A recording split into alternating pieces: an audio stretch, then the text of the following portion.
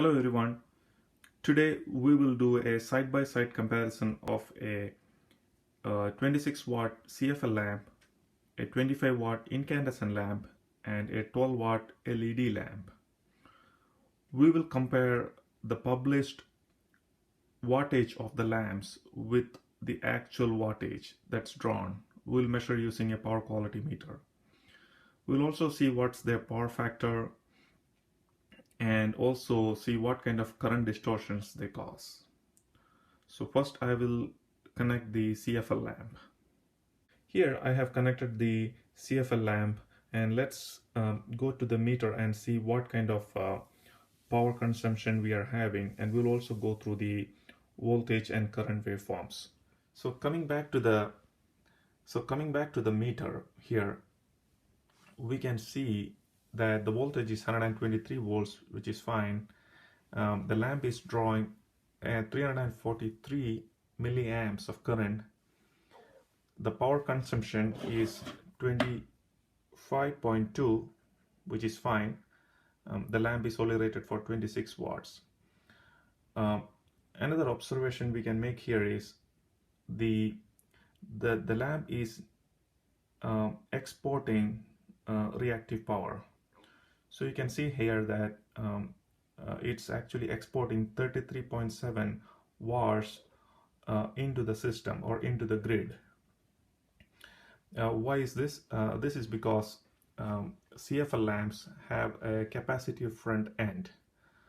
Unlike most loads like motors, which are inductive, the CFL lamp has a capacitive front end. So that causes to draw the current in a leading power factor fashion. So if you see here, the power factor is leading 0.59. Couple of other observations here. So even though the lamp is only drawing 25 watts, it requires 42 VA from the grid. So let's see the voltage and current waveforms here. All right. So here you can clearly see that the current is leading the voltage waveform if you look at the peaks, and that's typical of nonlinear power supplies or nonlinear lighting loads like CFL lamps or even LED lamps. Let's also see what kind of distortions it's causing. So, all right. So here's the current waveform on the left hand side, and you can see that even though it's drawing only 348 or 350 milliamps, the current peak is almost 1 amps. And if you do the spectrum, you can see that the harmonics extend all the way up to 50th order and beyond. And the total harmonic distortion caused by one CFL lamp is almost 112%.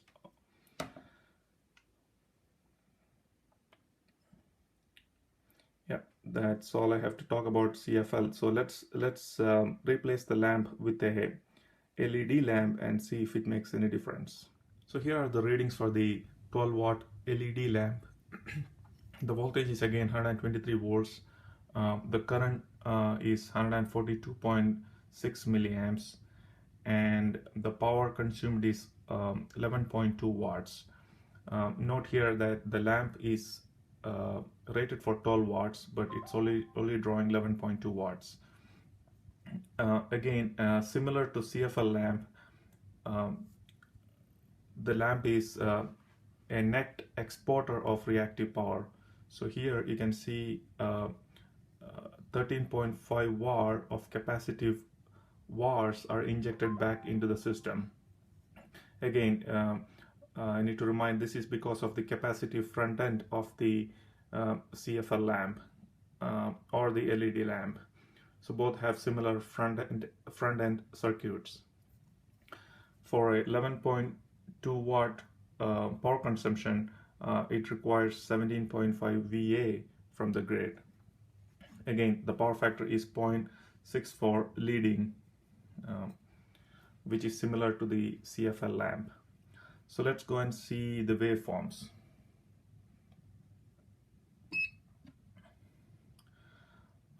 Here's the waveform for the LED lamp. You can see the current, the wave shape of the current is similar to the CFL lamp, but it looks like it's a little more smoother compared to the CFL lamp. The CFL lamp had a really sharp current spikes, whereas this one has a slightly smoother waveform. Not much better, but a little bit better.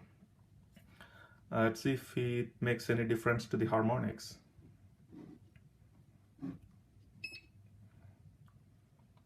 So you can see that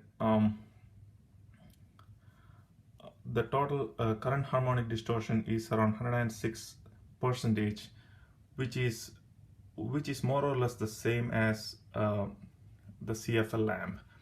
But one thing you can notice is the harmonics at higher frequencies are slightly lower than the CFL, and this I believe is due to the a little bit better wave shape of the current. So overall, the conclusion is the LED or CFL lamps have a leading power factor. It has a capacitive front end. It draws current in peaks or in short bursts of current, and it introduces significant harmonics into the system. And most of the harmonics are concentrated at 3rd, 5th, 7th, 9th, etc. And the other observation is CFL lamps have, or at least the ones I tested, have higher order harmonics compared to the LED lamp. And this, I believe, is due to the better circuitry in the LED lamp compared to the older CFL circuits. So let's go back and test this incandescent lamp and see how the waveform looks like. Here I have connected the 25 watt incandescent lamp, and let's go back to the meter.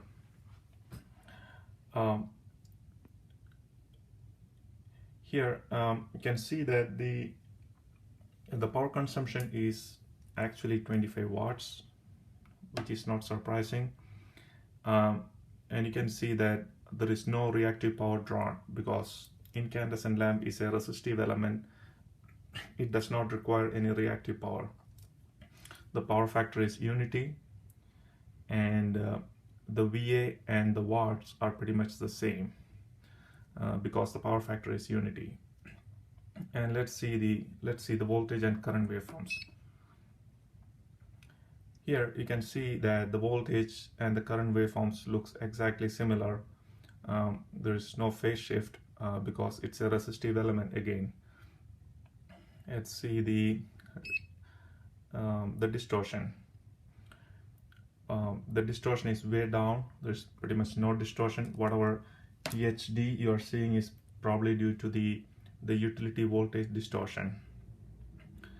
So let's go back to the waveform.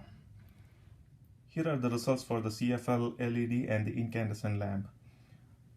From a power quality aspect, whether it's CFL or LED, it doesn't make much difference. Both introduce a significant current harmonics. They operate at a leading power factor, and there may be some efficiency gain on the lighting side, but from a power quality aspect, they both are similar. Hope this was helpful to you guys. Thank you.